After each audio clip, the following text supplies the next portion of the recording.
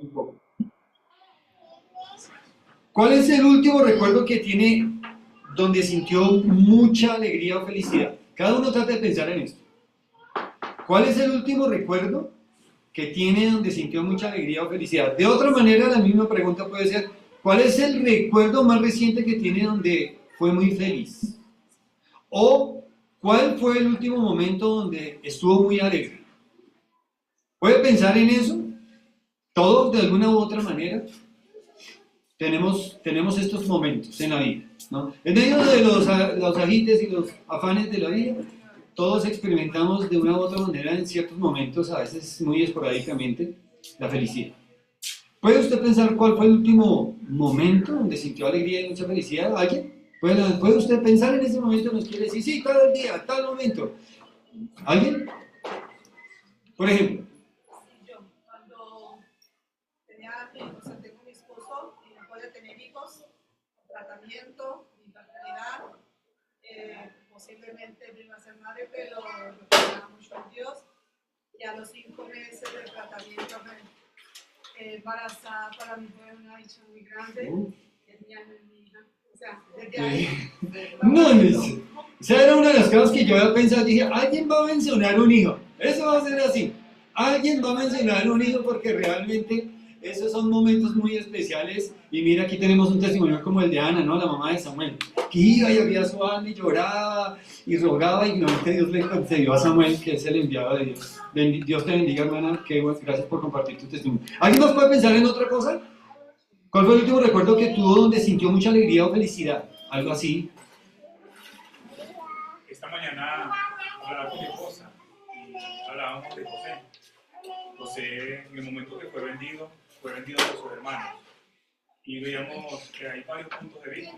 José fue vendido por sus hermanos. ¿Y qué pensarían los hermanos después de que lo vendieron? Y pensábamos también, ¿qué pensaría Jacob cuando le dieron la noticia de que su hijo ya no estaba en este mundo? ¿Qué pensaría José mismo? Entonces veíamos que cada quien puede ver una cosa diferente, un punto de vista, pero Dios tiene la visión completa y Él cumple sus propósitos, cumple su voluntad, no importa lo que nosotros pensemos. Entonces, la confianza que tenemos en Dios, eso da mucha alegría, mucho gozo. La palabra de Dios da mucha alegría. La última vez, gracias hermana, muy reciente, no esperé encontrar algo de esta misma mañana que te hubiera traído tanta alegría y tanta felicidad. Y es verdad, las promesas de Dios en la Biblia, de la vida de José, es increíble, porque Dios permitió, ¿no? Providencialmente, muchas cosas que vinieron en la vida de José, donde sus hermanos atentaron contra su vida y todo eso, y luego lo vendieron como un esclavo, fue un esclavo en Egipto, luego una mujer lo asedió sexualmente, él no se mantuvo firme, lo calumnió, lo echaron a la cárcel, y en la cárcel luego revela unos sueños, dice acuérdate de mí, y se olvidan 2 años más en la cárcel, pero tranquilo porque a pesar de todo lo que está pasando de los hermanos, a pesar de Potifar, a pesar de todo lo que está pasando, hay un Dios en los cielos que está soberanamente gobernando sobre todos los asuntos de los hombres. Así ellos lo entiendan, lo acepten, se den cuenta o no se den cuenta, Él está gobernando. Y cuando José, entonces, que está a cargo de Egipto, después de Faraón, de llegar a sus hermanos, yo pensaba también, ahorita que mencionabas eso, en su felicidad. Usted se puede pensar, porque él tuvo un sueño mucho antes de que eso se cumpliera. Sus padres y sus hermanos dieron una interpretación antes. ¿Acaso nos inclinaremos nosotros? Correcto, eso significaba el sueño de José. José no lo entendió del todo, pero dijo, eso fue lo que soñé. Sin embargo, llegó el momento donde ese sueño se cumplió.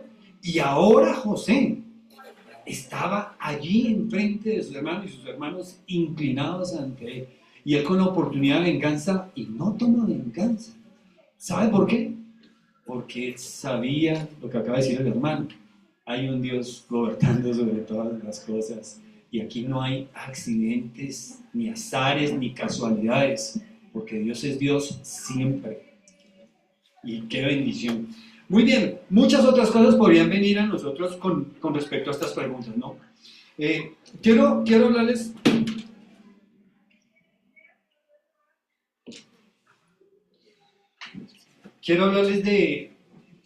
de la verdadera felicidad. Por eso les hacía esa pregunta de cuál fue el último recuerdo donde sintió mucha alegría o felicidad. Y para tratar el tema, entonces quiero invitarlos a abrir la Biblia en la mitad. Cuando tú abres la Biblia casi en la mitad, cuando yo le he tratado de enseñar a personas a usar la Biblia, le digo, mire, casi siempre que usted abre la Biblia y trata de coger la Biblia y abrir en la mitad, sea la Biblia que sea, usted va a llegar al libro de los Salmos. Listo, muy bien. Entonces ya todos lo saben, espero que hayan traído la Biblia. ¿Sí?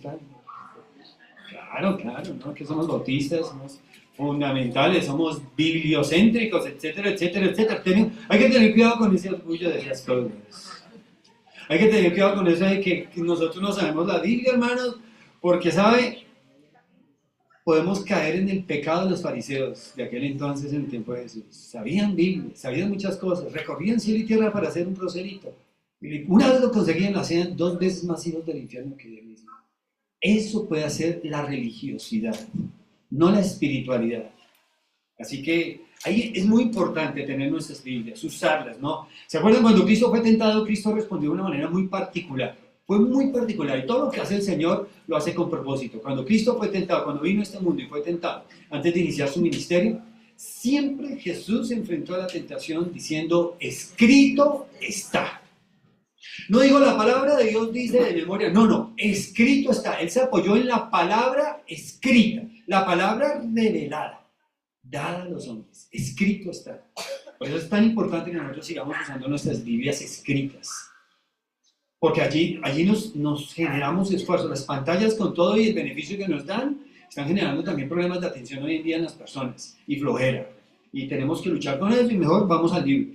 ¿Listo?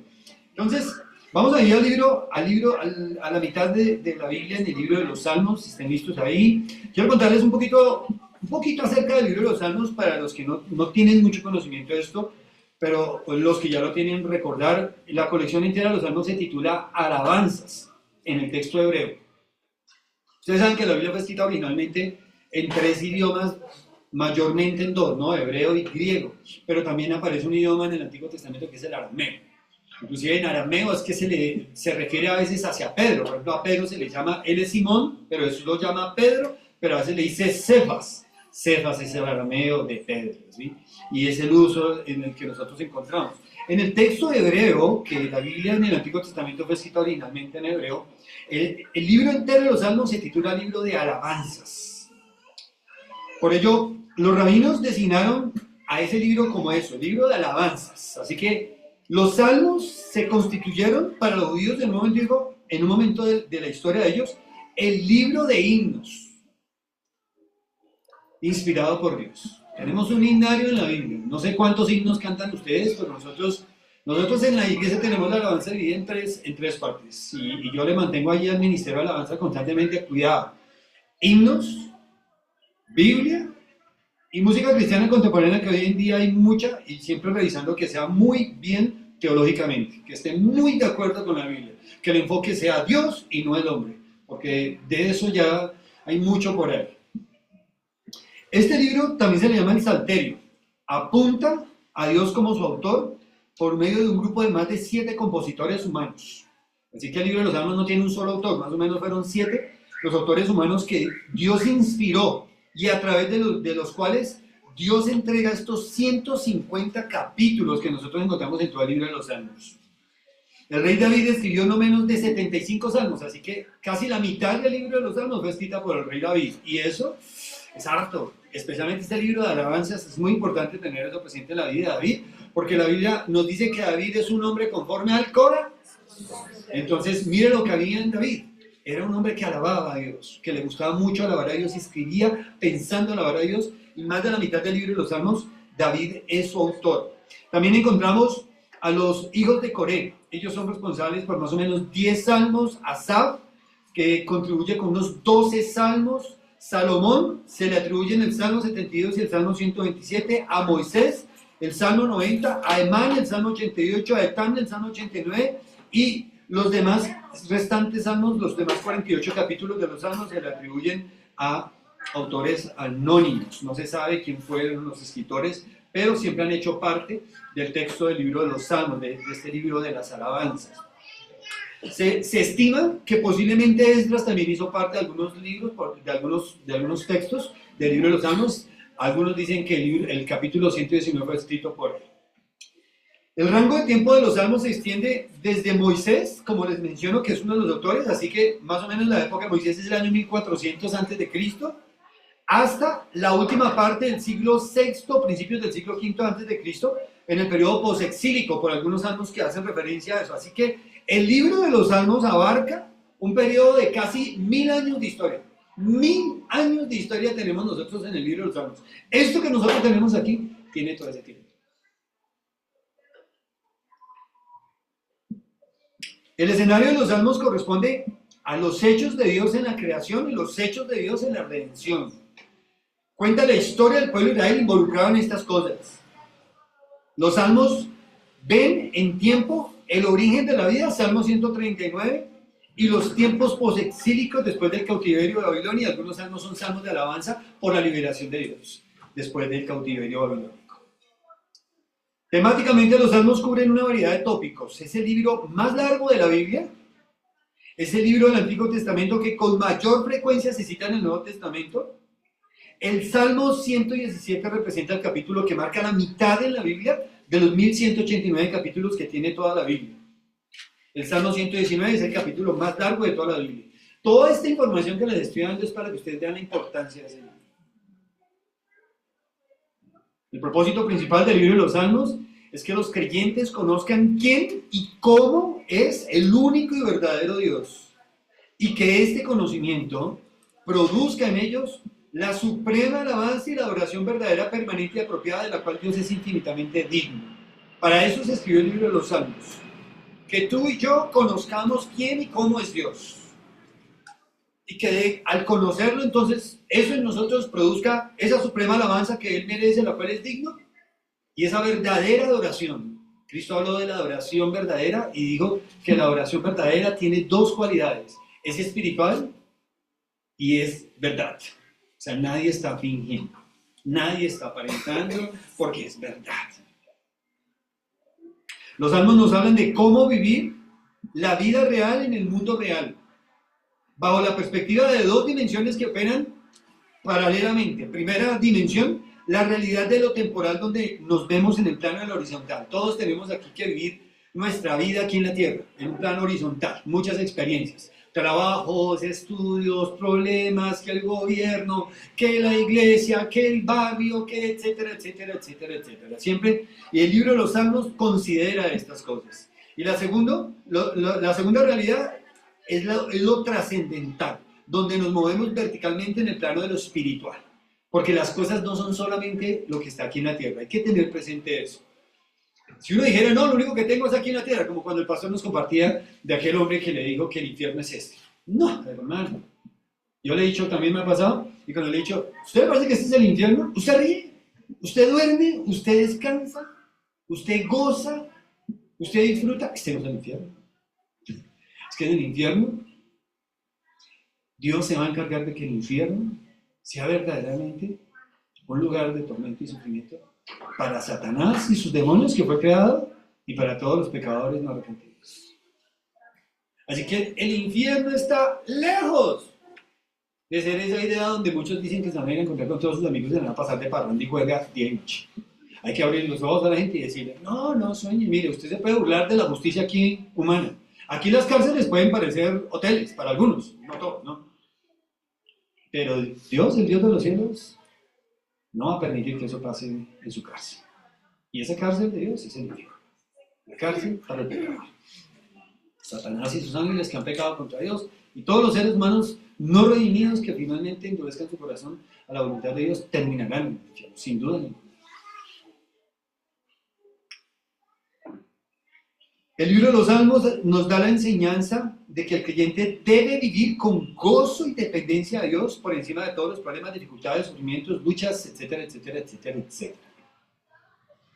Todos los ciclos de fracasos y triunfos que pueda experimentar el creyente solamente son ocasiones para que él siga expresando su confianza en el poder y la sabiduría de Dios.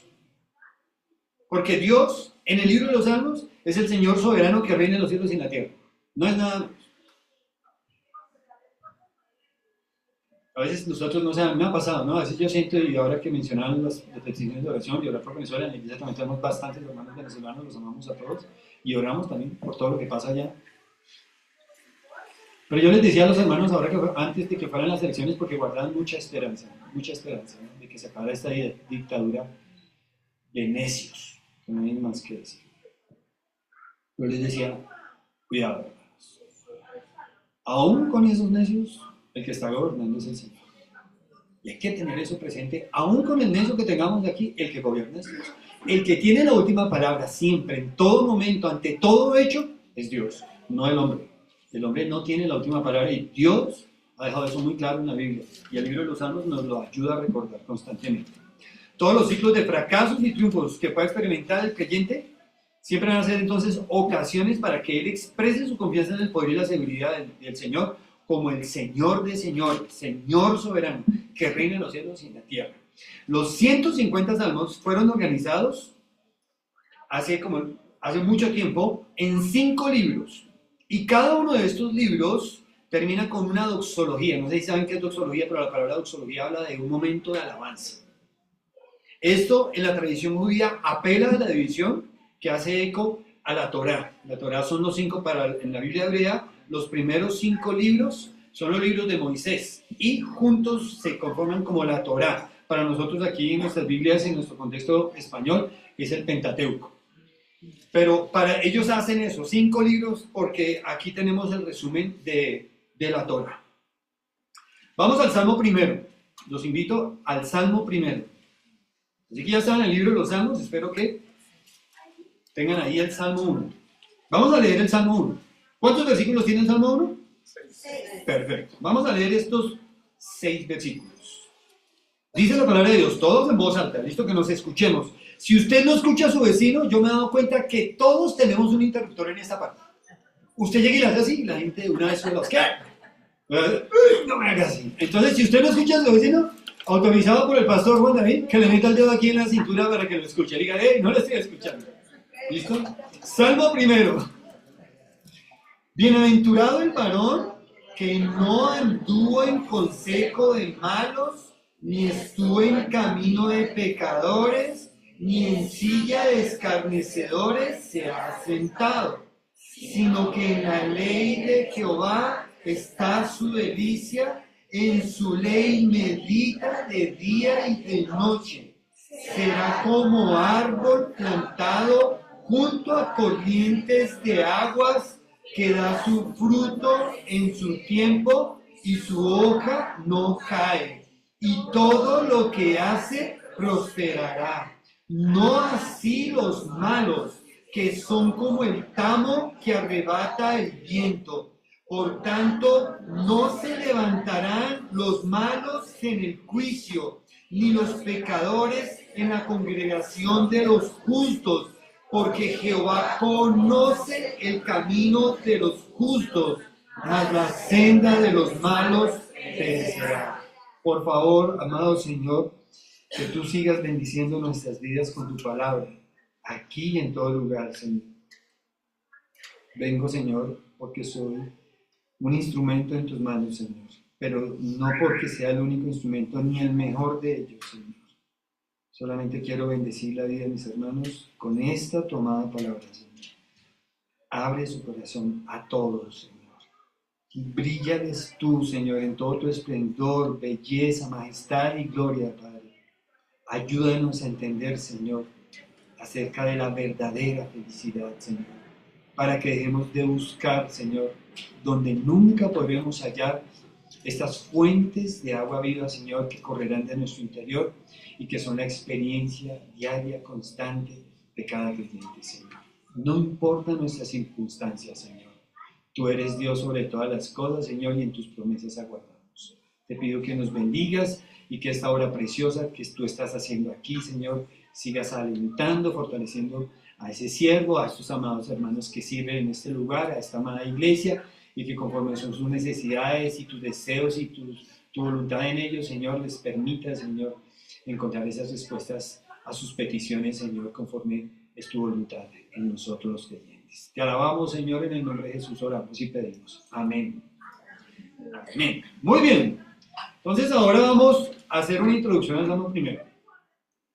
El Salmo primero está catalogado como Salmo de sabiduría. Y en esencia el Salmo primero opera como una introducción al libro entero de los Salmos. Cuando tú leas el Salmo primero, acuérdate que el Salmo primero te va a decir todo lo que te vas a encontrar en los 150 capítulos. El tema del Salmo primero es tan grande como la Biblia entera, porque habla en términos muy generales de personas, caminos y destinos. Ya lo leímos aquí en el Salmo primero. En dos ciclos de contraste espiritual, el Salmo primero divide a toda la humanidad en solo dos grupos. Los vivos espiritualmente hablando y los muertos espiritualmente hablando. En palabras del mismo Salmo primero es así. Está primero el bienaventurado que no anda en consejo de malos, que no está en camino de pecadores, que no se sienta en sillas de escarnecedores, sino que la ley del Señor vive complacido. Y segundo, están los malos, los pecadores, los no arrepentidos, los que están destinados a perecer. Y aquí hago la primera pregunta que les quiero dirigir a todos, a cada uno, muy personal. Es una pregunta entre tú y Dios. ¿De cuál grupo haces parte tú en este momento? No me digas de cuál quieres, no, en este momento de tu vida. ¿Eres tú de cuál grupo? ¿De los vivos espiritualmente? ¿O de los muertos espiritualmente? ¿Eres tú de los bienaventurados que no andan en consejo de malos, que no están en camino de pecadores, que no se ha sentado en sillas de escarnecedores, el que se deleita en la ley del Señor, que vive complacido? ¿O estás tú en los pecadores no arrepentidos destinados a perecer? Y no se apresuren a responder, porque espero que al final de la enseñanza cada uno de ustedes sepa con certeza y responda con toda sinceridad. Si no hay seguridad de esto, mire, usted puede estar inseguro de muchas cosas en la vida, pero usted no puede estar inseguro de su estado espiritual. Porque sabe, nunca sabemos cuándo vamos a morir. Nunca. Y que el pastor ya lo mencionaba, y yo también menciono eso. Hermano, venir a la iglesia no te hace cristiano. Tener una Biblia no te hace cristiano. Saber memorizar la Biblia no te hace. Cantar alabanzas cristianas no te hace cristiano. Venir a una iglesia cada domingo o cada vez que hay una reunión no te hace cristiano. Si tu esposa es una cristiana devota, ella te santifica, pero ella no te hace cristiano. Es una pregunta muy personal.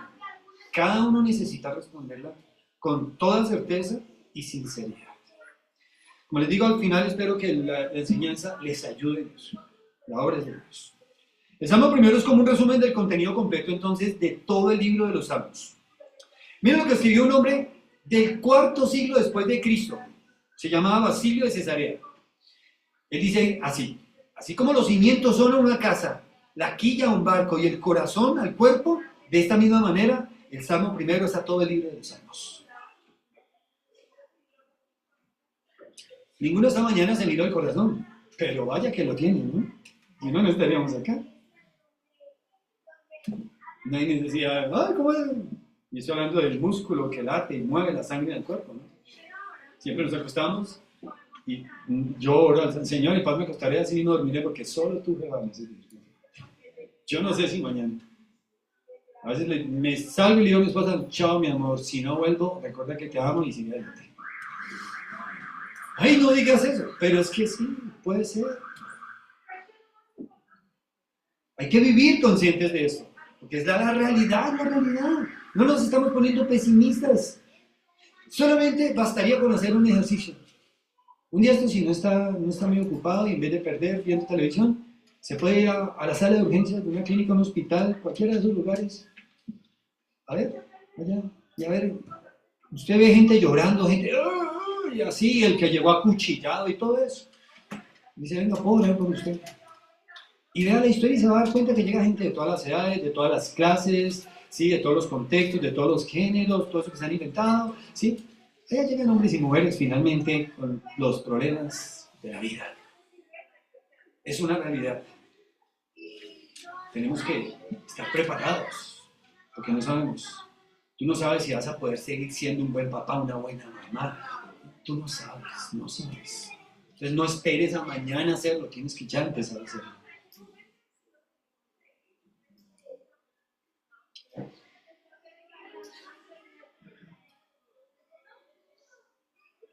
Otro comentario de otro hombre también, del cuarto siglo después de Cristo, dice que el Salmo primero nos invita a alejarnos del mal y toda su influencia para entregarnos al disfrute de Dios a través de su palabra.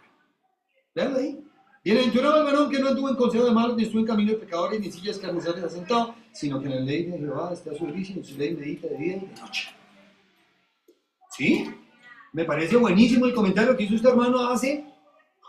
Estamos en el siglo XXI y este hombre escribió en el siglo V de nuestra era.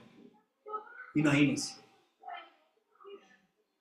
El Salmo primero nos invita a alejarnos del mal y toda su influencia para entregarnos al disfrute de Dios a través de su palabra y ser bendecidos por toda la influencia que la palabra de Dios nos puede bendecir. Por último, un comentarista más, Hipólito de Roma. Este es del segundo siglo.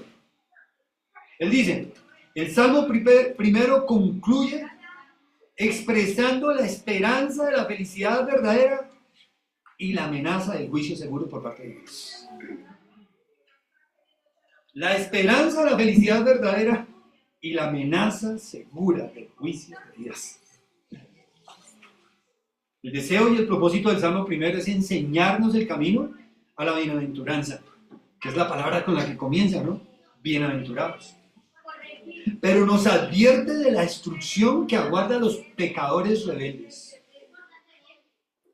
Así que el Salmo primero se puede etiquetar como la guía del cristiano verdadero. Pues el Salmo primero traza un mapa detallado señalando las arenas movedizas donde los pecadores no arrepentidos se hunden. Pero también señala la tierra firme donde el cristiano que traza su camino estará en tierra firme si pone su confianza en lo que dice la palabra y no lo que le diga su corazón y lo que le diga el vecino y lo que diga Google y todo eso. La primera palabra de este salmo empieza por la primera letra del alfabeto hebreo, Aleph, y la última palabra del versículo 6 empieza por la última letra del alfabeto hebreo, que es Tau. Por esta razón, puede ser esto un simbolismo en que el Salmo primero constituye un mapa de guía del creyente verdadero en cómo es que tiene que transitar su camino para llegar a su destino final. ¿Por dónde es que yo tengo que andar? Este Salmo primero se puede resumir en dos presupuestos fundamentales que además son opuestos entre ellos mismos. El primer presupuesto: los justos son objetos de las más grandes bendiciones de Dios. Y el segundo presupuesto: los malos acarrean su propia desgracia. Nada que hacer. Entonces usted mire, le voy a dar un ejemplo de esto último, de esta parte. Jesús llega a este mundo. Llegó el cumplimiento del reloj de Dios. El Hijo se encarnó, nació y finalmente aparece en la historia de la humanidad con un vocero que dice: aquí el Cordero de Dios que quita el pecado del mundo, y lo señala. Ahí está el Mesías prometido. Cientos y cientos de profecías acerca de él y ahora lo tienen ahí delante de sus narices. Juan el Bautista empieza a predicar y a decir: arrepentidos, el reino de los cielos se ha acercado. Arrepentidos, y hay gente que viene y se bautiza. Y Juan el Bautista detecta cierta hipocresía y dice: generación de víboras, ¿quién nos enseñó a vivir de la ira venidera? Ahí tiene. Sí, este arrepentimiento, les dice Juan el Bautista, este arrepentimiento, este acto aquí de bautismo puede ser para tu bendición o para tu condenación. Yo no sé cuántos, pero yo he conocido muchas personas y he bautizado a personas que hoy en día no son creyentes. Porque tú no te bautizas para sentirte mejor. Todo el mundo dice: ay, después de bautizar me siento mejor. Pues ¿quién no después de meterse debajo de la mesa con ropa y todo? Usted se metía en una piscina. Mi hijo menor estuvo en clases de natación cuando era niño. Y cuando lo preparaba por una competencia, ¿sabe qué hacía el profe? Lo citaba allá en la piscina. Les decía que llevaran jeans y camisetas. Le dijo: listo, muchachos. No van a nadar en traje de baño, no van a nadar en ropa. Listo, carrera de aquí para allá. Y se tiraban. Se quitaban solamente los zapatos y las medias. Sacaban todos los bolsillos. Y se metían en la piscina y a nadar con ropa. ¿Sabes por qué? Porque eso los hacía más pesados. Entonces, cuando los chinos llegaban a las competencias, parecían delfines. Porque allá como nadan sin esos vestidos, sin esa ropa, con ese vestidito que es bien ceñido, pequeñito, para que no estorbe. Entonces, cuando alguien viene a bautizarse, hay que tener cuidado. Cuidado si no hay frutos dignos de arrepentimiento, dice la palabra de Dios. Hacer pues frutos dignos de arrepentimiento. Hay un llamado en la Biblia. Antes de yo ser un creyente, tú tienes que mostrar que te has arrepentido del pecado en tu vida. Verdaderamente. Si tenías una jeta inmunda como la que yo tuve, perdón, porque me se me olvidó, estaba hablando de mí. Tú tienes que, esa jetica se tiene que cerrar para siempre, no más inmunda por allá. Si tenías unos ojos viciosos en mirar lo que no debes, no más con esos ojitos por allá descuadrados así, mirando lo que no debes. Si solías meterle la mano allá a las cosas que no te pertenecían, el que hurtaba no hurte más, dijo el apóstol Pablo a la iglesia de Tesalónica. Mira, arrepentimiento es darle la espalda al estilo de vida sin Dios para irse en dirección contraria, a buscar a Dios. Lo contrario a la vida de pecado es la santidad. Y la Biblia dice que sin santidad nadie verá al Señor. Así que no es simplemente un asunto donde nosotros queramos poner las cosas. Dios las pone de esa manera. Basta ya al tiempo pasado para haber hecho lo que agrada a las personas, a los gentiles. Vénganse verdaderamente. El profeta Isaías lo dice así: deje el impío su camino y vuelva a Jehová, el cual tendrá de misericordia. Pero mira el llamado del profeta al pueblo de Israel que estaba súper duro de corazón, lleno de idolatría y pecados. Deje eso, déjelo. Si usted no abandona su pecado, usted no se arrepentirá. Y si no os arrepentís, pereceréis. Esas son las palabras también del Salmo primero. La estructura del Salmo primero es muy simple. Ya lo hemos mencionado. Dos partes tiene el Salmo primero. En la primera parte, versículos 1 al 3, se establece en qué consiste la verdadera felicidad del creyente. Si tú quieres saber, la respuesta del título era la verdadera felicidad. La verdadera felicidad es que hagas lo que dice el Salmo primero en el versículos 1 al 3. Aquí te habla de cuál debe ser tu conducta, en qué te debes comportar, cómo se debe marcar tu vida, cómo se deben dirigir tus asuntos, con quién te debes meter, con quién no te debes meter. Todo eso está aquí en el Salmo primero. Leanlo, ya lo vamos a ver un poquito más a fondo. Así que no es que el pastor se tiene que volver el policía y estar pendiente de todos los hermanos, qué es lo que estará haciendo este hermano, y entonces no necesitamos agentes secretos entre los hermanos diciendo y trayéndole chismes al pastor y diciendo: no, pastor, es que yo vi a un hermano. No, hermano. ¿Sabe que cuando usted ve a un hermano en pecado, es su responsabilidad? Vaya, exhorte a ese hermano en pecado, o el hermano o el que está aquí en la iglesia, ¿no? Y usted diga: oye, hermano, me parece que eso no está bien. Mira lo que me pasó a mí recién empezando mi vida cristiana, hace 23 años. Recién empezando, pues llegaba a la iglesia, yo me sentaba calladito, veía a la gente, todo, veía cómo se hacía, yo no hacía nada, solo sentadito así como algunos de ustedes. Y de pronto, un día, cualquiera, llego yo y veo a un señor mayor de la iglesia, echando ahí en una cantinita cervezas así, allá con su rocola y toda esa basura que muestran esas rocolas porquerías, y allá en medio de todos los borrachos, le va tomando feliz, levantando cojo. Yo iba andando, yo salía a hacer un mandado cuando Pau y mira allá. ¡Ay! ¿Qué? Claro. Curiosamente, más adelante, mi esposa ve a la esposa de ese hombre también en otra situación muy comprometedora, porque estaba fumándose un cigarrillo por ahí en la calle. Y mi esposa más adelante me cuenta: mira que hay una cosa más rara, vi a la señora tal echando cigarrillo. Yo le dije: mira, ¿sabes qué? Yo no creo que eso esté bien. Yo fui un fumador y yo fui un tomador. Así que dije: no, eso no puede estar bien. Yo no, ya le digo la Biblia. El pastor no me ha dicho: carachos, ahora que eres un creyente, ni se te ocurre volver a fumar, ni se te ocurre volver a tomar. Pero yo dije: eso no está bien. ¿Sabe qué pasó? El siguiente domingo en la iglesia los vi, normales, como si nada. Ay, hola hermanito y todo. Santicos los domingos. Pero ese domingo iban a celebrar la Santa Cena y yo sí le paraba muchas veces al pastor lo que decía. Yo veía que él leía 1 Corintios capítulo 11 y que él leía que si alguno toma indignamente la cena del Señor, por eso es que algunos andan débiles, enfermos y debilitados y aún algunos mueren. Yo me guardé eso. Vamos a ver qué pasa. Y estos ojitos fueron testigos de las consecuencias de tomar las cosas del Señor de manera a la ligera. De estar uno aquí un domingo y luego estar por allá haciendo lo que usted no debe, si usted es un creyente. Hay que tener eso muy claro. Si usted es un creyente. Así que esta estructura del Salmo primero, la primera parte está enfocada en eso, establecer en qué consiste la verdadera felicidad de un creyente, cuál es su conducta, en qué consisten las bendiciones del Señor para su vida. Y la segunda parte, los versículos 4 al 6, hacen un contraste con el carácter y la conducta de los malos. También se revela cuál va a ser el futuro de ellos y se describe una sentencia de juicio y castigo final para ellos. Por eso el Salmo termina diciendo así, mas la senda de los malos perecerá. La última palabra del Salmo 1 es la última letra del alfabeto hebreo. Acuérdense, Dios puso ahí, mire, aquí les digo, mire que la Biblia utiliza eso para decir, ¿quién es Jesucristo? El principio y el fin, el primero y el último, el alfa y la omega. La Biblia utiliza estas imágenes para que nosotros entendamos, mira, no hay nada antes de Él, ni nada después de Él. Tú estás ahí en la mitad, mira a ver dónde estás.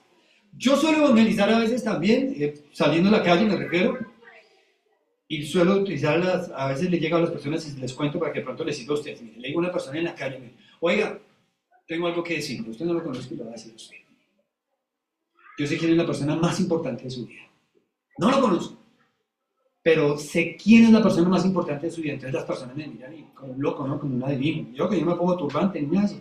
Pero entonces se quedan así y dicen, a ver, ¿quién? La persona más importante de su vida es Jesucristo. Ay, ya, hacen así, ay, ya. Digo, sí, es verdad. ¿Sabe por qué? Mire, en este momento de su vida, usted que está aquí, Jesucristo quiere ser su Salvador. En este momento. Pero si usted rechaza a Jesucristo, este mismo Jesucristo que usted rechaza, va a ser su juez que le condena. El mismo. No va a ser otro. ¿Lo quiere salvar? ¿Usted lo rechaza? Él lo va a juzgar. ¿Cómo lo quiere? ¿Como Salvador o como juez? Decida, porque la decisión la tiene usted en las manos. Arrepiéntase. Vuélvase de corazón al Señor. Con todo el corazón. A mí me costó. Dios me humilló mucho. Dios tenía que tratar así conmigo porque yo era un tipo muy orgulloso. La mayoría de los hombres somos así orgullosos. Creemos que nos las sabemos todas, que lo podemos todo, yo soy la última palabra, yo mando aquí, y que diga la iglesia es de viejas, y así. Perdón, hermano, no estoy ofendiendo, estoy diciendo lo que yo pienso. Y los hombres, por eso Dios es muy especial, que Dios sabe cómo coger al hombre y decirle, no, tú no te las sabes todas, tampoco lo puedes todo. La iglesia no es de viejas. Los verdaderos hombres son los hombres de Dios. Esos son los verdaderos. Vuelve tu nombre de Dios. Serás un verdadero hombre. Les voy a leer una versión poética que hay del Salmo primero. Ya me queda muy poquito tiempo, así que voy a andar un poquito acelerado con esto. Feliz aquel mortal que nunca ha entrado en las juntas que tienen los inicuos, ni en los caminos que andan los malvados. Sus pasos un instante ha detenido, que nunca se sentó en la pestilente cátedra del error, en que el impío predica sin cesar máximas falsas, dogmas absurdos, pérfidos principios. De la ley del Señor solo ocupado, sujetando siempre su albedrío, atento la medita día y noche para cumplir sus órdenes divinos. Se verá como el árbol que frondoso está plantado junto al fresco río, que le fecunda con sus dulces aguas y a su tiempo dará frutos ópimos. Jamás le caerán sus verdes hojas, ni jamás dejará de estar florido, y todo lo que hiciere entre sus manos próspero se verá, será bendito. No así el malo, no así, pues de su vida los destinos serán como el polvillo, que de la seca tierra arranca el viento y por el aire vaga en torbellinos. Por eso no podrán los infelices resucitar en el final juicio, ni en el feliz congreso de los santos los pecadores hallarán asilo. Dios, que aprueba las vías de lo justo, de ellos hará salir sus escogidos, pero los impíos que lo ultrajan destruirá al caminante y al camino. Este es un texto español del siglo XVIII. Se llama la versión poética del Sater. Está escrito todo el libro de los Salmos en versión poética, español, nuestro idioma. Así que comencemos aquí por la primera palabra, bienaventurado el varón, el primer versículo. Bienaventurado el varón que no anduvo en consejo de malos, ni estuvo en camino de pecadores, ni en sillas de escarnecedores se ha sentado. ¿Qué significa esto? Miren, el libro entero de los Salmos comienza exactamente igual que el famoso sermón del monte de nuestro Señor Jesucristo. Mateo 5:3, 5, 6 y 7 son el sermón del monte, ¿no? Una de las enseñanzas más famosas de Jesucristo. Y en el versículo, ahí dice, viendo la multitud, subió al monte, sentándose y unieron a sus discípulos. Abriendo su boca, les enseñaba diciendo, y el versículo 3 dice, bienaventurados, ¿se acuerdan? ¿Quiénes? Los pobres en espíritu. Ahí está. No los ricos en espíritu, no los pobres, porque ellos es el reino de Dios, dice Jesús. Esta palabra bienaventurado es un término hebreo muy expresivo y es un plural. Para que sepan, esta palabra en el hebreo realmente es un plural, deberían ser bienaventuranzas las del varón, sería una mejor traducción, porque es un plural. Es paralelo con una palabra del griego que también se utiliza, la palabra en el griego es macario y traduce feliz. Que macarizo es felicitar. Esta palabra se repite más de 20 veces en todo el libro, la palabra bienaventurado, en todo el libro de los Salmos se repite más de 20 veces. Por eso les preguntaba al principio, ¿cuál fue su último momento de felicidad? Miren, yo he estado en el grado de mis hijos de bachiller y bueno, espero estar en otras cosas y siempre lo que uno le dice, te felicito, muy bien. Y uno trata de hacer algo especial. Que el grado, que acabó esta etapa, que consiguió el trabajo, te felicito. La idea de la palabra bienaventuranza es esto, miren, es un momento especial. Es algo, no es para que nosotros tomemos la bienaventuranza como cualquier cosa, lo que les quiero decir es eso. Porque esta palabra nos habla de la multiplicidad de bendiciones que va a disfrutar el verdadero creyente.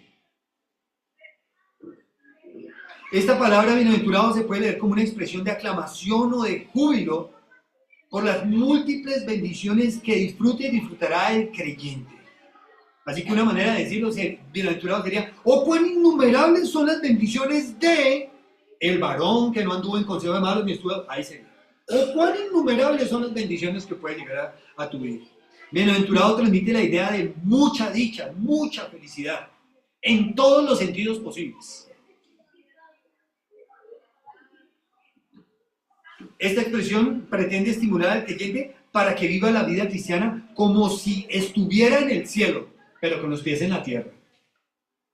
El texto sigue describiendo que las bendiciones del creyente están junto a sus acciones y no separado de las acciones.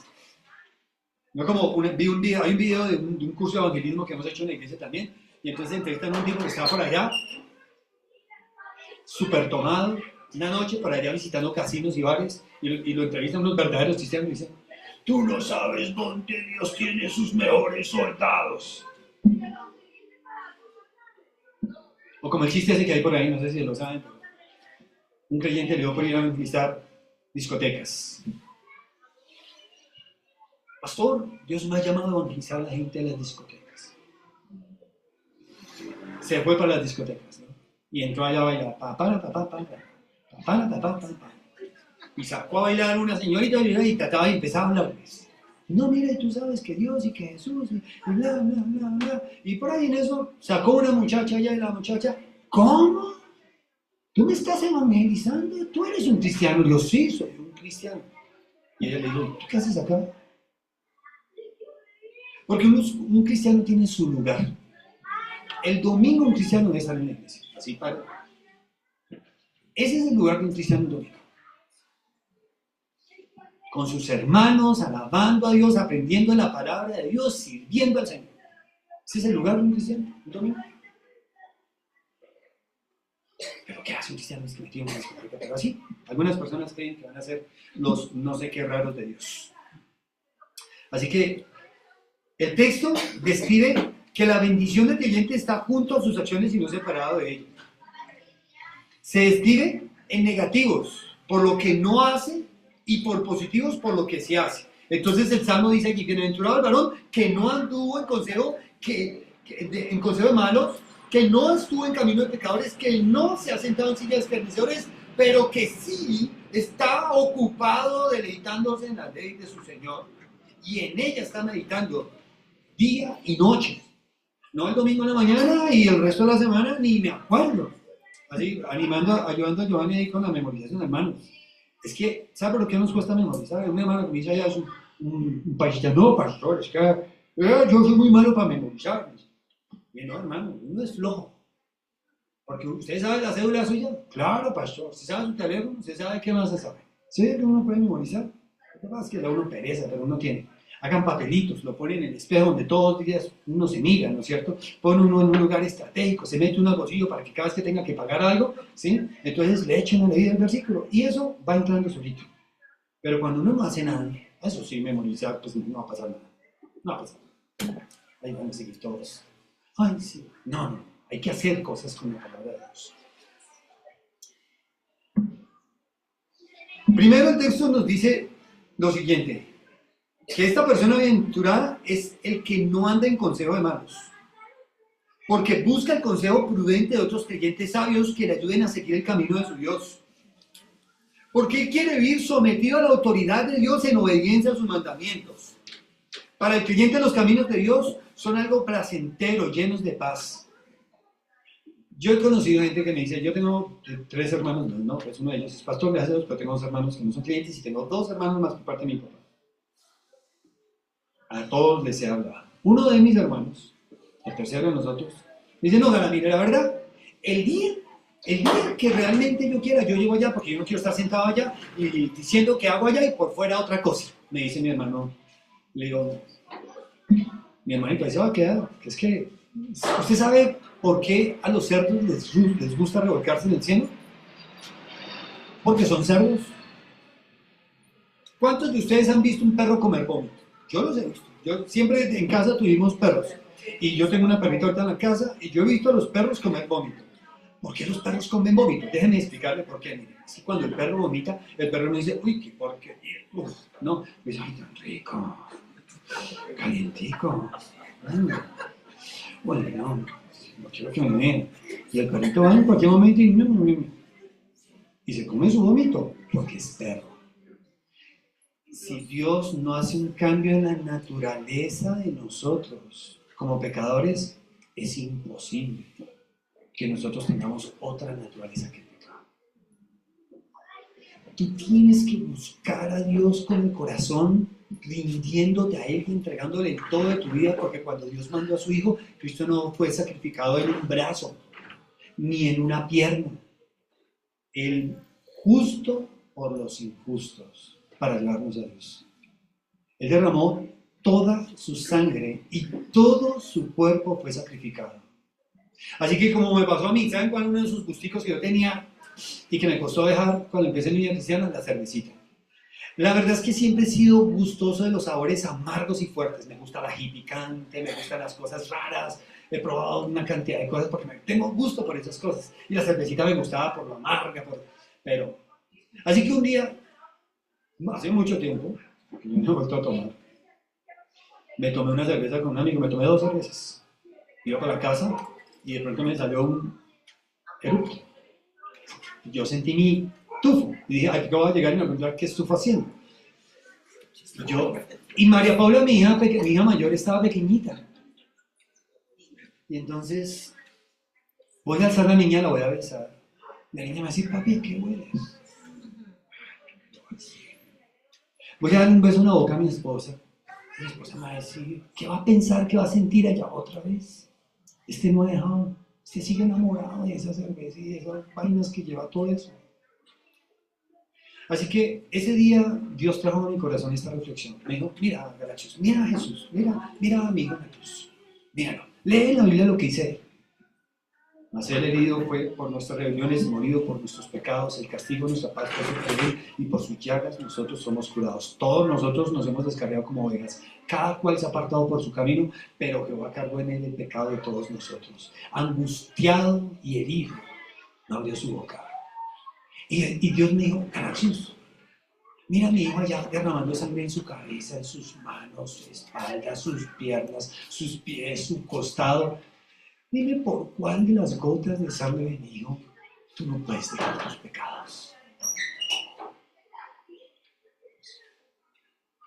Y ese día me divorcié de la cerveza. No más. No más. Es suficiente lo que Jesús pagó para que yo no deje cualquier vaina. Y tú tienes que hacer lo mismo. Para terminar, mis amados hermanos, la Biblia dice: bienaventurado el varón que no anduvo en consejo de malos, porque no vive orientado por malas enseñanzas, ni malos ejemplos de hombres que siguen los deseos de su carne, sino que la palabra de Dios ahora le ha ocupado y le ha puesto. La palabra de Dios está en un lugar elevadísimo en su vida. No es cualquier libro, ¿sí? No es como desechar, ¿ay? ¿Qué voy a leer hoy? ¿Harry Potter o la Biblia? No, pare de contar que Harry Potter ni que nada, la Biblia. ¿Qué voy a hacer? ¿Qué me voy a ver? Esa basura de programación que presentan en la televisión, o la Biblia. ¿Qué voy a ver toda esa basura? ¿En qué voy a gastar mi tiempo? ¿Me voy a ir allá a chismear o voy a tener un tiempo con la Biblia? La Biblia. Si lo que más necesitamos nosotros es la palabra de Dios, y Dios nos la ha dado. El libro más traducido, el libro más vendido, el libro que ha cambiado las vidas, el libro que más ha escrito es la Biblia. ¿Usted cree que eso ha sucedido para qué? ¿Para que usted la trate ahí como cualquier cosa? ¿Para que usted la deje por ahí entre sus descuidos y olvidos? No. Muy en alto ha puesto en sus palabras, todas. Y si tú no tratas la Biblia de esa manera, tú tienes un asunto en tu corazón que confesarle a Dios. Porque ella está para orientarte. Ella está para tratar con todos los asuntos de tu vida. Ella es la que va a dar forma a tu estilo de vida para que tú puedas vivir y agradar a Dios. Ella es la que va a hacer eso. Miren lo que dice: bienaventurado el varón que no anduvo en consejos malos, ni estuvo en camino de pecadores, ni en sillas cansadas sentado, sino que en la ley de Jehová está su delicia. Dios le dijo estas palabras a Josué siglos antes, cuando Josué iba a suceder a Moisés y estaba así asustado y no sabía cómo iba a poder reemplazar a ese gran hombre que Dios hizo de Moisés para el pueblo de Israel. Y por eso en el capítulo 1 Dios le dice a Josué: mira, te mando que te esfuerces y seas valiente. No temas ni desmayes, porque yo, Jehová, estaré contigo. Y luego le dice: nunca se aparte de tu boca este libro de la ley, sino que de día y de noche meditarás en ella, para que guardes y hagas conforme a todo lo que en ella está escrito, porque solo entonces harás prosperar tu camino y todo te irá bien. Serás bienaventurado. Así, en otras palabras, serás bienaventurado. Todo te va a ir bien. Ay, pero mira, pastor, usted vio que me iba a ir bien y me echaron de atrás. Atrás no le serví, hermano. Póngale la misma. Usted no era el que yo quería ya. No llores sobre la leche derramada. Ay, que mire, que todo lo que yo hago ahora. Tranquilo, hermano, confía en el Señor. ¿Será que Él no va a poder? Dice que no hay justo desamparado ni su descendencia que bendiga el Padre. Dios mandó un cuervo para alimentar a un profeta. ¿Será que Dios ya no puede hacer eso hoy en día? Se tiene que mandarle una paloma o al vecino. No sé si han escuchado la historia de una creyente que tenía un vecino ateo. Y entonces el ateo no hacía sino cuestionarla. Ay, si ustedes la ven ciega, los creyentes ciegos que siempre creen que no sé qué. No es así, le decía la hermanita humilde, amorosa. Pero él sabía que ella tenía necesidades económicas. Y el ateo un día dice: estos cristianos que piensan que Dios les va a dar todo. Y se fue y le hizo un gran mercado y se lo trajo. Aquí está lo que su Dios no hizo. Aquí lo he hecho yo por su Dios. Ay, bendito sea, Señor. Eleva yo una palabra de oración, levanta sus manos. Bendito sea, Señor, increíblemente. Has usado un ateo para mandarme tu bendición. Y así lo hace Dios, así lo hace Dios. Es que Dios no depende, hermano. Dios se puede valer de 1000 medios, pero por favor, Él todo lo sabe, todo lo puede, porque nosotros no vamos a poder confiar en Él. Tenemos un ejemplo perfecto de una persona que no anduvo en consejo de malos en el libro de Job. ¿Usted ha leído la historia del libro de Job? Fue el primer libro de la Biblia que yo leí cuando empecé mi vida como cristiano. Fue el primer libro. Y en el capítulo 1, versículo 8 y el capítulo 2, versículo 3, Dios le dice: ¿no has visto a mi siervo Job? Varón perfecto, ninguno como él, apartado del mal. Este mismo concepto identifica la vida de cada persona que tiene a Dios. Por eso varios proverbios dicen que el temor de Dios resulta en apartarme del mal. El verdadero temor de Dios que permanece para siempre, el verdadero temor de Dios que es limpio, te aparta del mal. Cuando tú no eres capaz de apartarte del mal. Mi hermano Sander una vez estaba discipulando a una persona que tenía una seria adicción con la pornografía. Bastante, eso es una de las prácticas más comunes de muchos hombres, y yo he trabajado con muchos casos de consejería de hombres que están metidos en la pornografía hasta el pescuezo. Y él estaba trabajando con un hombre que estaba metido en la pornografía, entonces le dijo, usted me tiene que hablar, me tiene que decir la verdad, y estudiando la Biblia y dándole consejos y todos los días pidiéndole cuentas. Cuéntame, ¿cómo le fue con la lucha de la pornografía? La verdad. No, pues, después de un tiempo él le dijo, no, la verdad, pastor, no es que no he podido, yo sigo. Y después de 3 meses de discipulado y trabajo ahí, mi hermano le dice, ¿sabe qué, hermano? Ya no más. Usted ama más su pecado que a Dios. Váyase con su pecado, siga con su pecado. Porque no se puede amar a Dios ni amar el pecado, no se puede. Y usted ama más su pecado, usted no ama el pecado porque usted ama demasiado el pecado. Ame más a Dios y verá que va a poder dejar su pecado. Y él, ese hombre, un día lo escuché contando su testimonio. Esto me lo contó mi hermano, pero luego yo lo escuché a él contando su testimonio y decía, ese día que el pastor me dijo no más, yo dije, ¿cómo así? Sí. Y ese día, ¡puc!, Dios hizo en el corazón de ese hombre. Y hoy en día ama al Señor y sirve al Señor. Está felizmente casado, tiene un precioso hijo. Mire, pero así es. No anduvo en consejo de malos. Claramente, sin ninguna ambigüedad, la Biblia enseña que cuando una persona conoce a Dios, esta persona ha experimentado un cambio radical en lo que lo orientaba. Y esto básicamente sucede porque la santidad ahora hace parte de su vida, haciendo presencia en su conducta y sus acciones, en sus decisiones. El que no crea esto está engañado, sin lugar a dudas. El texto bíblico no habla de la necedad de los malos o del error de los malos, sino del consejo de los malos. Porque es el consejo lo que es una trampa sutil. Porque lo malo se suele presentar con apariencia de bueno. Lo torcido pretende ser derecho. Así como el diablo se viste también de luz. Él vive disfrazado. El contraste de este consejo de malos con la ley del Señor nos señala a nosotros la manera en la que podemos desenmascarar la falsedad. Tú no vas a darte cuenta de cuánto consejo de malos has seguido, a menos que te pongas a leer y a estudiar la Biblia. Tú vas a seguir ahí, oh, no es tan malo, no es que eso los bautistas son así, pero donde muy pasa y es donde allá si uno pasa lo que le haga gana.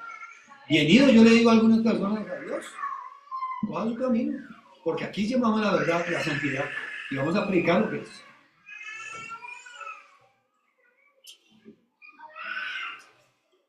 Hermanos, me quedan 2 puntos. El texto dice no anden en camino de pecadores, es decir, que se ha vuelto excesivamente selectivo a la hora de elegir sus amistades. Bien dice el dicho, dime con quién andas. Sí, todos lo sabemos. Ese no es un versículo para cada cuerpo, memoricen los versículos. A pesar de que el creyente sigue siendo un pecador, ya no es un pecador perdido que practica el pecado sin ninguna clase de remordimiento santo. Todo creyente verdadero es un pecador redimido, con un corazón renovado, con una nueva naturaleza, con el Espíritu Santo dirigiéndole en cada paso que da, despojándose del viejo hombre, y todo esto hace que él o ella ya no estén a gusto entre las personas que obran maldad. Así el verdadero cristiano podrá conocer ateos e impíos, pero jamás serán sus amigos íntimos. La referencia al término sentado que utiliza la última parte del versículo 1, en el concepto bíblico, sentarse en la silla de algo o alguien equivale a enseñar o actuar como un instructor y maestro. Por eso Jesús habla a los fariseos en el capítulo 23 de Mateo y les dice, ¿ustedes que gustan sentarse en la cátedra de Moisés? Porque era allá donde llegaban ellos y se sentaban y todo el mundo, ¡ay, rabí, el rabí! ¿Sí? Claro, y allá. A ellos les gustaba enseñar y decir. Y una vez viene uno de esos rabí de rabíes, uno importante, y le dice a Jesús, Jesús, ¿cómo es que hay que ser para heredar la vida eterna? Sabemos que has venido de Dios porque nadie podría hacer las cosas que tú haces si no viene de Dios. Y Jesús le dice, Nicodemo, ¿eres tu maestro Israel y no sabes estas cosas? ¿Sabe qué le faltaba a Nicodemo? Él tenía la letra que mata, pero no el espíritu que edifica. Él tenía el concepto, la teoría, el conocimiento, pero no la vida de estas cosas aplicada a su vida. Por eso Jesús le tiene que hablar de cosas espirituales. Y le dice que lo que sabemos hablamos. Mira, Nicodemo, si no naces del agua y del espíritu, no puedes ver. Tú no puedes ver el reino de Dios porque tú necesitas vida espiritual para ver el reino de Dios. Tú necesitas vida espiritual para entender las cosas de Dios. Tú necesitas vida espiritual para poder vivir con el Espíritu de Dios. Pero es que estés muerto en tus pecados. Tú eres como en Ezequiel, se habla del valle de los huesos muertos. Eso es lo que somos aquí, oyendo la Biblia y sigues en tus pecados. Te vas y sigues igual de muerto. Porque todavía no has tenido vida. Eso sí, si vienes a Jesús, Él promete darte vida. Entonces, Jesús está con los brazos abiertos todavía. Así vemos 3 grados de maldad expresados en este texto. Los que proponen la maldad, entonces allí, el que anduvo en consejo de malos. Los que hacen la maldad, dice, ni estuvo en camino de pecadores. Y los que se mantienen en la maldad, los que se sienten en sillas de escarnecedores. En palabras del mismo texto, los malos, los pecadores y los escarnecedores. Del malo su consejo, del pecador su camino, del escarnecedor su silla. Es como el declive espiritual que apartó a Adán de Dios. Todo empezó con el consejo del malo. Luego que recibió el consejo del malo, él puso su pie en el camino de los pecadores. Y luego comió del fruto prohibido, inmediatamente se sentó en la cátedra del error. Y allí, finalmente, él arrastraba a toda la posteridad a la misma enseñanza errónea.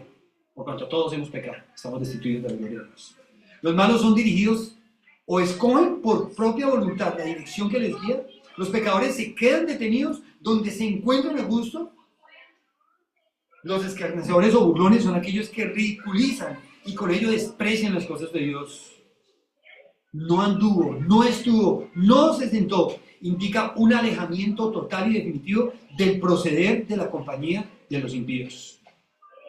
Hasta aquí la Biblia nos ha enseñado que el Salmo primero, que cuando los seres humanos viven en pecado, siempre irán de mal en peor.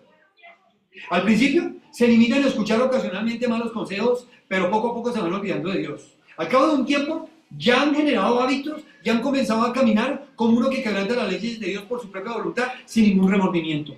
Luego avanzan en su desvío y se convierten en maestros que enseñan a otros lo malo. Groserías, vulgaridades, chistes y las mismas mentiras. No, Dios no existe. Como decía Giovanni ahora. ¿Tú crees de verdad? Una vez le dije a una chica atea que le compartí y le dije, mira, tú tienes que creer en Jesucristo por esto y esto. Y ella me dijo, ¿yo por qué tengo que creer en su Dios? ¿Yo por qué tengo que hacer eso? Ese es su Dios. ¿Yo por qué tengo? Le dije, bueno, te voy a decir por qué tienes. Primero, tú vives en su planeta, respiras su aire. Si no quieres venir a mi Dios, hazte tu planeta. Vete a vivir allá y además mándate a hacer un corazón, porque el que tienes, Él te lo dio. Y late gracias a que Él lo permite. En Él vivimos y en Él nos movemos, dijo el apóstol Pablo a los griegos en el aeropuerto. Es que le dije, mira, ¿sabes? Para que tú acabes con Dios, tú tienes que acabar con los cristianos, con la Biblia, con los cielos, con la tierra. Mira, no seas necia. No seas necia porque de Dios hay mucho testimonio por todo lado.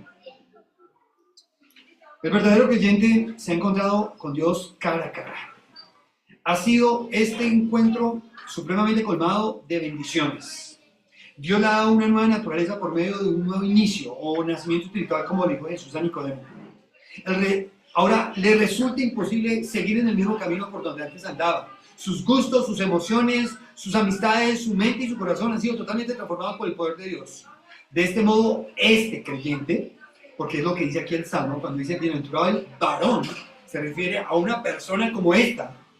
Este creyente ya no mantiene alguna clase de relación con el pecado, ni con los pecados más arriesgados que antes tenía en su vida. Este creyente va y se presenta en el templo como puro porque ha sido sanado de la inmundicia de la lepra, con la que nació y vivía como un leproso. Si no lea Mateo 8:3, Jesús sanó a varias personas, hizo muchos milagros. Y una de ellas, cuando los alumnos leprosos le dijo, vaya presentes en el templo, ofrezca la ofrenda. Y siga otra vez a Jesús, sígame, ¿no? Esta es la verdadera felicidad, hermanos. No te engañes con otra clase de felicidad que no existe. Aquí la Biblia no se refiere a un género específico. Este mensaje no es para ciertas personas. Porque la palabra aquí en el texto bíblico está hablando de una persona en concreto. Así que esta persona puede ser tú. Tú puedes ser la persona que ahora mismo diga, no voy a seguir teniendo esa relación tan superficial con la Biblia. No vas a seguir manteniendo esas amistades, esas relaciones con estas personas que me mantienen en el camino del error, donde yo recibo consejo de malos. No vas a seguir con esas redes sociales, ni a seguir navegando por internet, metiéndome allá donde no tengo que meterme. Porque inevitablemente, este libro o te aparta del pecado, o el pecado te aparta de él. Menos. La Biblia no trata de señalarnos que debemos ser personas especiales, sintiendo que hacemos algo especial para Dios. Más bien, somos personas ordinarias, haciendo de lo especial de las bendiciones de Dios nuestro estilo de vida, porque esa es la verdadera felicidad. Oramos, Señor, y te damos gracias por habernos permitido compartir esta mañana tu palabra, Señor, por hablarnos a través de ella, amado Señor. La verdadera dicha, felicidad se encuentra en la presencia tuya. El camino para llegar a ti es tu Hijo Jesucristo, Señor. Vivimos en un mundo extraviado, lleno de consejos de malos, camino de pecadores y siguientes escarnecedores. Esta mañana, Señor, tú nos llamas a hacer un cambio, a tomar una decisión. Pero no se trata solamente de apartarme del pecado y de todos los pecados que puedan haber. Tengo que volverme a ti con todo mi corazón y mi ser, Señor, para volver de tus cosas mis cosas, para volver de tu palabra mi delicia, mi meditación diaria, nocturna, matutina, en todo momento, Señor. Que yo pueda ser de bendición para la vida de otros, Señor. Que yo pueda ser de los que invita al pecador a abandonar su camino. Y que nadie tenga una excusa para seguir en el pecado solo porque vio el pecado en mi vida, Señor. Y yo no fui un pecador arrepentido, verdaderamente, Señor. Que todo lo que tú sigas haciendo aquí en este lugar, Señor, te honre y te glorifique y te alaben a ti, Señor, hoy y por siempre. Que tú sigas haciendo, Señor, de tu palabra, Señor, lo que has hecho con ella, Señor. Enaltecida sea tu palabra, Señor. La ley de Jehová es perfecta, que convierte en amor. Amado Señor, pido por todos estos hombres, estas mujeres, por estas familias, estos jóvenes, estos niños que están aquí, Señor, reuniéndose en este lugar. Fortalece este siervo, su familia, bendícelos, ayúdalos, Señor, a descansar en ti, Señor, porque te servimos a ti, Señor, pero el poder es tuyo, Señor. No dependemos de nosotros, amado Dios. Gracias por haberme permitido estar aquí y compartir con mis hermanos amados. Que sigamos siendo bendición los unos para los otros, Señor. Cada vez que nos encontremos, Señor, porque un día vamos a compartir la eternidad en tu presencia, Señor. Y lo haremos no porque fuimos dignos, no porque hicimos algo, Señor. Tu Hijo Jesucristo lo hizo todo, Señor. Él pagó el precio de nuestro rescate y su sacrificio fue consumado, fue completo, fue terminado, no le faltó nada, Señor. Su sangre puede limpiar al más vil de los pecadores, me limpió a mí. Puede limpiar a cualquiera, Señor. Puede restaurar familias, puede restaurar vidas. No hay pecado que tú no quieras perdonar, Señor. Solo ayúdanos a ver, Señor, nuestra necesidad de ti. Te amo, Señor, y te doy gracias por haberme permitido compartir el con mis hermanos. En el nombre de Jesús. Amén.